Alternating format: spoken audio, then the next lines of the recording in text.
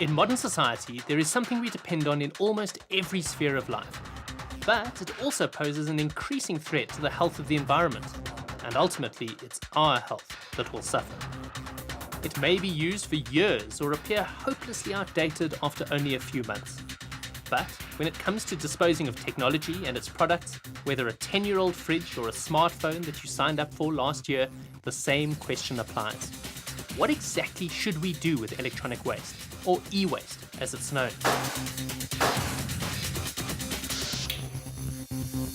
Electronic and electrical goods are not completely plastic, not completely metal, not completely glass, not completely anything in fact.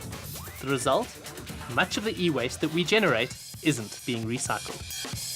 Residents who come to this dump have the choice of either dumping their stuff and allowing the staff here to separate it, or they themselves can separate their waste into plastics and cans and so on. In the hour that we've been here, this is all the e-waste that's arrived. You can see it's a rather motley collection, but this facility serves a huge area from Randburg, Fourways, Bryanston. So this is a surprisingly small amount of waste. But you can see it's very eclectic, from a heater to a broken down old fan, the ubiquitous cell phone charger, reminding you that e-waste is anything with an on and off switch. Incredibly, almost 90% of the e-waste that we generate is not recycled. Discarded electronics now account for about 64,000 of the 108 million tons of waste that we produce every year. E-waste is said to be the fastest growing waste stream in South Africa. The E-Waste Association of South Africa, EWASA, a non-profit set up 5 years ago, is grappling with the challenge of e-waste management. I think if we had absolute empirical data in terms of what the size of the problem is, I think everybody would have a significant wake-up call. Most of our ICT equipment is all imported, and if you speak to the Department of Customs and Excise, the number of tons that come in is astronomical, so it is huge. So, what happens to the rest of our e-waste? Most of it gets mixed with other forms of waste and deposited in landfill sites or incinerated. The problem is, discarded electronic and electrical goods don't just add volume to these massive eyesores. Any form of e-waste, in its inert form, is not a hazard. So if you've got an old laptop, a cell phone, a refrigerator, and it's in your home or your store or your garage, it's not a problem.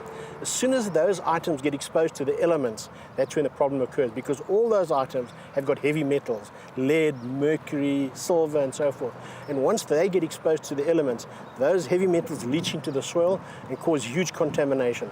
And unfortunately in South Africa, our legacy is that most of our landfill sites are right next door or very close to our river streams. That's one of the contributing factors to such high levels of toxicity in the river streams. And that's why you can't just throw those things away. They need to be put into a collection point that people have got confidence that the goods will then find themselves to an accredited recycler to be handled and treated correctly. Does dealing with e-waste present particular challenges? Absolutely. The problem lies around four main streams of e-waste. One is the old CRT monitor, the cathode ray tube, because of the vast amounts of lead contained into it. The second one is energy-saving lamps because of the mercury contained in them. The third one is refrigeration equipment because of the gases that's used to cool. And then lastly is printer cartridge because of the contaminants within the ink within those cartridges. Apart from raising awareness about the potential dangers of e-waste, challenges seem to include creating appropriate drop-off points and collection procedures. This is the e-waste drop-off facility here at the Ballyclare Garden Refuse site. And there's something that I noticed. Not only are they accepting e-waste, but the public's also encouraged to bring used motor oil to this facility. And if that oil gets mixed up with the e-waste, it makes a complex recycling effort even more difficult. Oh yeah, this is exactly what we were concerned about. Spilt oil. Well, let's have a look at what e-waste we can actually find here. I see there's some headphones over here, there's some loudspeakers, there's a phone on the floor, and what looks like an old child's electronic toy, and that's about it. As recyclers will tell you, there's money to be made in e-waste. Certain materials used in the manufacture of electronic and electrical goods are valuable.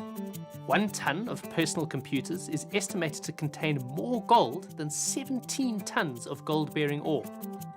But South Africa still lacks the capacity to tackle e-waste on several important fronts. 4 streams that I spoke earlier about, there's no facilities as such. So that's why we need the legislation to tweak those bits and pieces where then investors will feel more willing to invest into the technology, knowing that there is some legislation that supports them. Because right now, if you have to invest 3 million rand in setting up a CRT recycling plant, you do so completely at your own risk, and the people will have to bring them there on a voluntary basis. These tweaks, as Keith Anderson puts it, relate to the idea of extended producer responsibility, or EPR. This is something that you'll probably be hearing a lot about, that producers, also suppliers, should take total responsibility for their products, from cradle to grave. Government agrees that producers have a role to play. We are avoiding, as government, to say that this is how you should deal with it, but we are allowing industry to tell us how they think they can be able to deal with the waste that they generate by themselves, and this will be through the development of industrial waste management plans. In terms of the National Environmental Management and Waste Act of 2008, the Minister can call on sectors of industry to develop plans for how they will manage waste that they generate. And if the Minister chooses not to do so, a sector can voluntarily draw up a plan. But there's a catch here. The clause in the Act that relates to these voluntary plans hasn't come into effect yet. As a result, the Voluntary Industry Waste Management Plan developed by IWASA and submitted to government in 2011 appears to be gathering a light layer of dust on government desks. Saman, the reason we decided to delay the coming into effect of Section 28, subsection 7, was the fear that if we don't delay it without developing guidelines on how to develop these industry plans and regulations to specify for people, we were going to get a lot of different plans that we may not have capacity to be able to deal with. I'll admit this is sounding all a little bit frustrating. Do we have a time frame for when Section 28 is going to be implemented? Well, Saman, I think in the next year or so, we should have finalized this regulation. Even if government does endorse the IWASA plan, it will remain voluntary. It seems the way ahead needs legislation for ensuring that producers and suppliers build the costs of recycling into their processes to help develop a market for e-waste.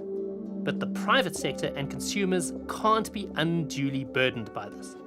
Other countries also struggle to keep pace with e-waste, and some have chosen to export the problem rather than deal with it. Vast quantities of e-waste have been shipped to developing nations like China, India, and various states in West Africa.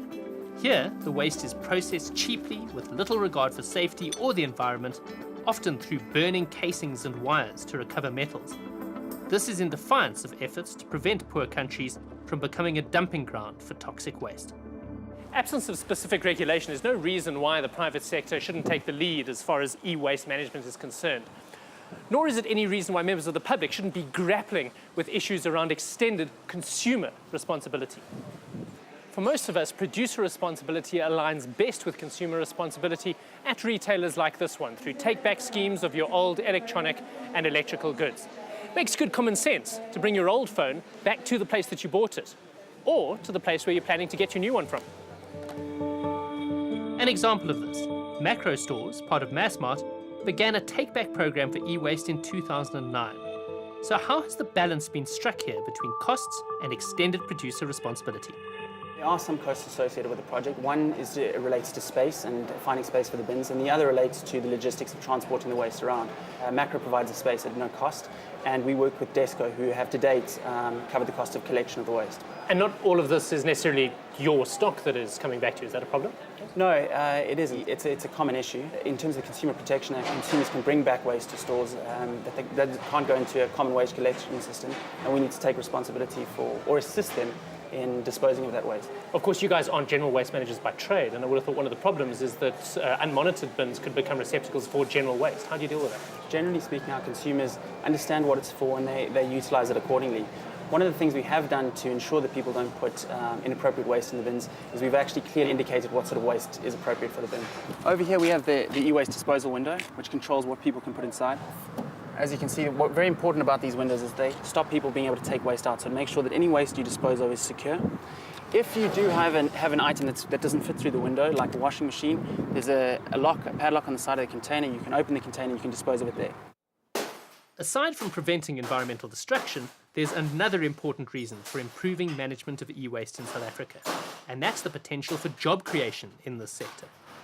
Remade Recycling, a formal recycler with operations in Gauteng and the Northwest Province, recently extended its operations to accommodate e-waste. We realized that in the interests of our customer, we have to extend our business offering to ensure a total waste minimization plan is in place. Customers have a drive to reduce cost and an awareness drive due to the environmental responsibilities that they as corporates and as companies are adhering to. Once all this material has been through your process, where does it go? They're different markets. In the day, you're going to get a certain market that would like to have your boards, etc. But at the same time, if you think about a computer, it has housing and it has tin, steel also incorporated in it. That will go to a completely different sector. We should keep in mind that informal recyclers have also carved out a niche for themselves in the industry, and we must take care to ensure that they're included in efforts to manage e-waste more sustainably. Unfortunately, those communities are being taken advantage of because people are offering them ridiculous rates for the waste that they've collected. If you brought them into a formalized process and register each one of those communities as an SMME, you can then link them to a refurbisher or to a recycler with a proper agreement in place, with proper pricing in place, so they aren't taken advantage of. So the whole idea is we're hoping to launch 400 national e-waste collection points throughout the country before the end of the year. And the whole idea is we'll go to each one of those, get them to register, assist them, provide some skills transfer, and link them with commercial enterprises who will pay them a living wage. There's much to be done if enjoyment of these sophisticated devices isn't going to come at substantial cost to the environment.